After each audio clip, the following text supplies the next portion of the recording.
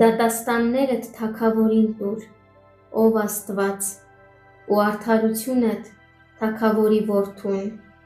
նա արդարությամբ կդատի քո ժողովրդին ու աղքատներիդ իրավունքով։ Լեռները խաղաղություն են բերելու ժողովրդին ու փոքրիկ բլուրները արդարություն։ Ժողովրդի աղքատներին իրավունք է տալու, կարիքավորի երեխաներին ազատելու է, իսկ բռնակալին ջախջախելու է։ Քեզանից վախենալու են այնքան ժամանակ, քանի դեռ կմնան արեգակն ու լուսինը սերնդից սերունդ։ Նա հնձված խոտի վրա եկող անձրևի պես է իջնելու, տեղումների պես, որոնք երկիրն են թռչում։ Նրա օրերում